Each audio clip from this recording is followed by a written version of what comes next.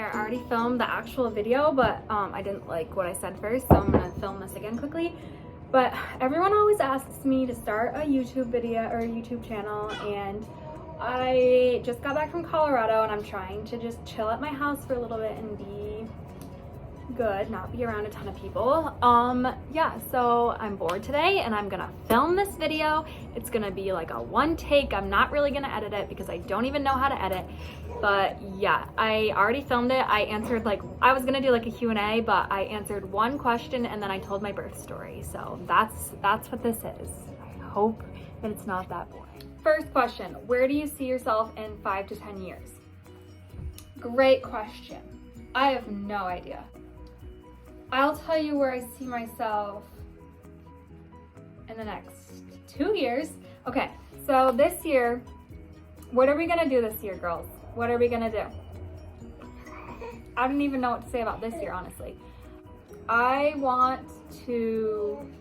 don't know what's gonna happen because my life has changed so much in the last, I need to get my timeline. I think the first video I posted was in June on TikTok. And I blew up, I think end of August, beginning of September. I had that one video that you guys probably would recognize, but it was like the first one. So I had a couple that went viral before, but the one that like really blew my account up, I probably had like 300,000 followers maybe by like August, which is still like crazy if I started in June. The one video that I went really viral on, it was a 3-minute long video and I had been doing them for a few days and it was kind of a rant. I was holding both of the babies in one arm and I was making a bottle. And so that's like that was my claim to fame apparently. So that was like September. I think I hit 1 million in September. And then, yeah, it's January, mid-January, and I'm at almost I'm probably gonna hit 6.5 million today. So literally this has happened so fast and I like don't even, like my life has changed so much since June, July, August, September, October, November, December, January. Hair. It's been 8 months.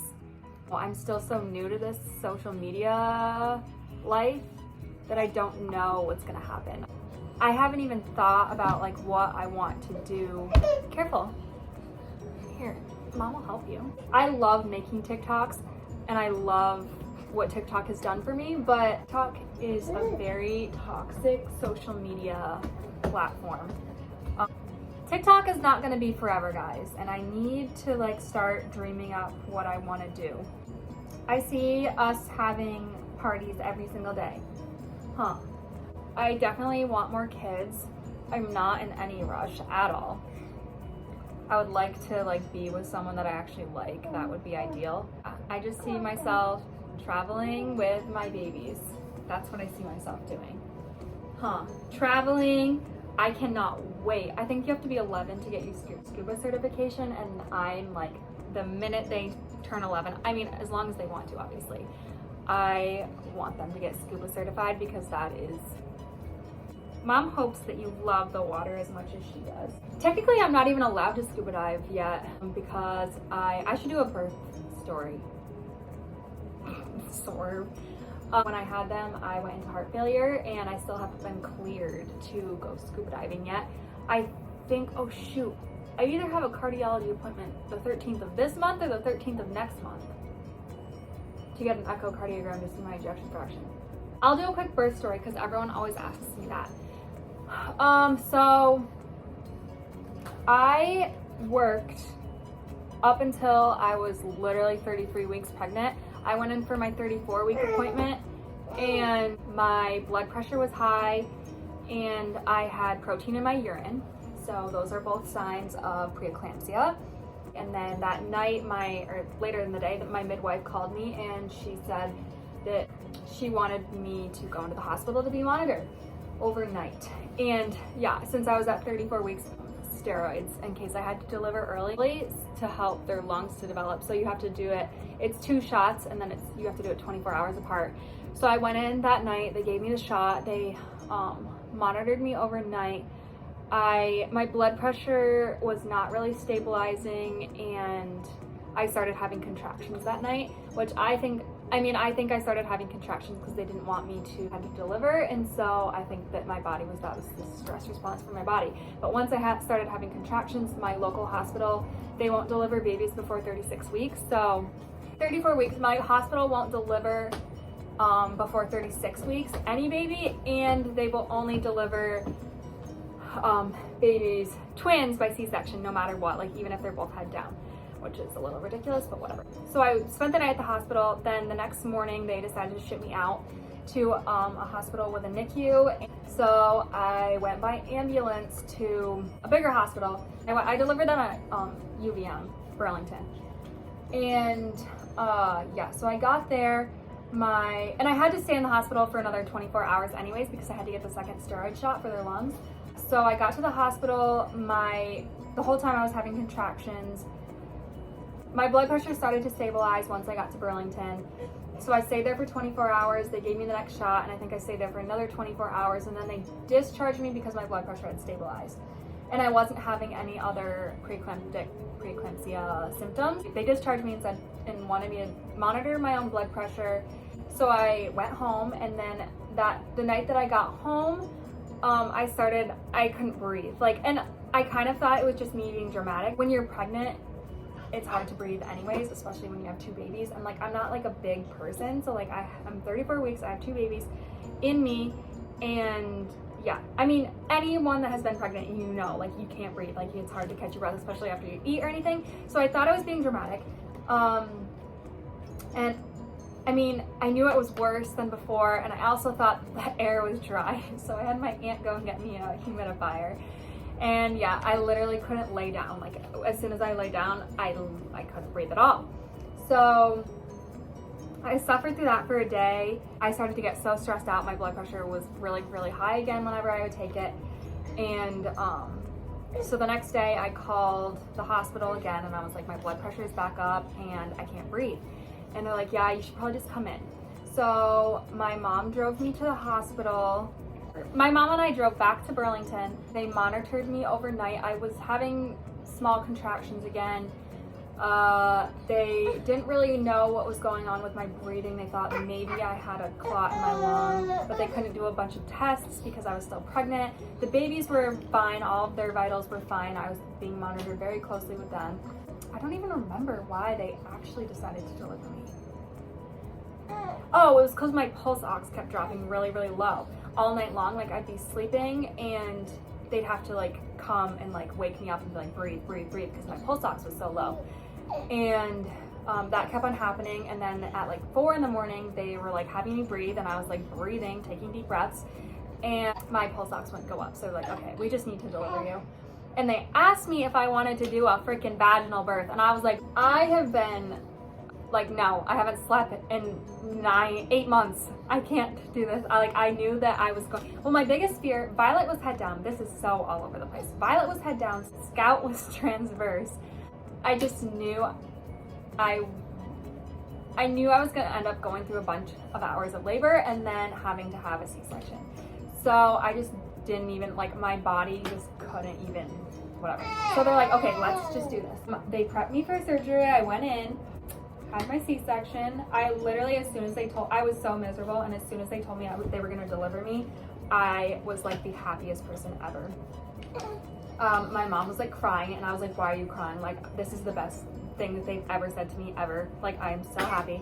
I was in the OR, and I was so happy. I still couldn't breathe, but I was so happy, and they're all like, oh, are you okay? And I was like, yeah, I've never been better.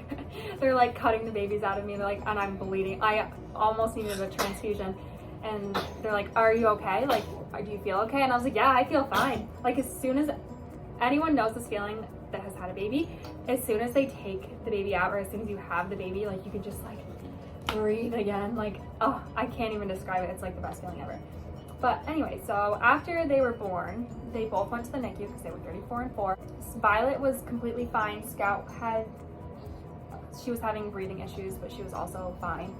And they immediately started doing tests on me to try and figure out why I couldn't breathe, because they were still kind of suspecting a blood clot in my lungs. And So I like went down for CTs and all that kind of stuff. And then they found that I had a bunch of fluid in my lungs and that I was in heart failure. After that, I was basically like so out of it, and my mom was making like every single medical decision because I was just like dying. But well, also they were giving me a lot of pain medicine, and I didn't realize that was really my issue, but I couldn't keep my eyes open.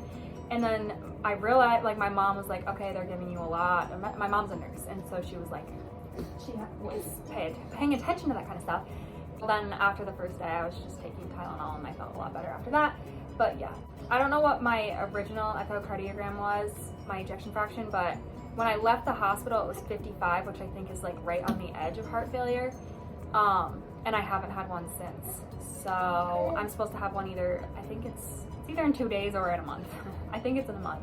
As hopefully it's back up to normal so that I can get cleared to go scuba diving, so that I can go on a scuba diving trip. Careful, sis. But yeah, that's my birth story. The girls were in the NICU for 3 weeks. Violet got out the day before Scout. I don't know exactly how many days it was. I could look it up or I could figure it out, but I just don't pay attention to that kind of stuff either. They were in the NICU. They both did really well in the NICU, and that's a relatively short stay for 34, I mean, it's a good amount. It's like an average, maybe a little bit less than average, for 34-week babies. They did really well. I am lucky enough that I could be at the hospital every single day, so I would just go in at 8 o'clock in the morning and leave at like 10 o'clock at night, and I would just do every feeding. I would try and nurse them all day long, and then I'd sleep at night. I stayed right in Burlington and then come back the next day and do it again. I think that's part of the reason why they did so well in the NICU, is because I was able to be there every day and nurse them and hold them all day long. I honestly like have no, like, first of all, Burlington NICU is amazing. Second of all, I like having a baby in the hospital is so stressful, but I like can't even describe, like, I was so miserable being pregnant, and I like didn't really have, like, I was not excited my whole pregnancy. I was so depressed, so uncomfortable, like so stressed about everything. I didn't know what was gonna happen. I didn't know how my life was gonna turn out. I didn't like feel a connection to them really when I was pregnant, which is like super unfortunate, but it happens.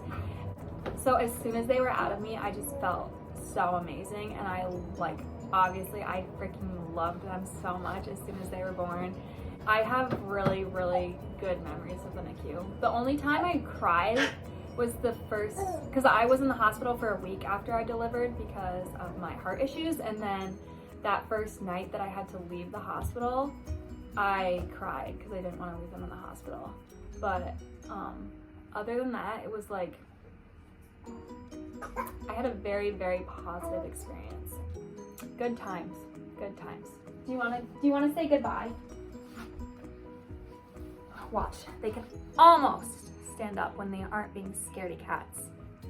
They're so scared to fall. Woo! Good job. Mwah. Okay. Who knows how I'm gonna, put your feet down. Who knows how I'm gonna edit this.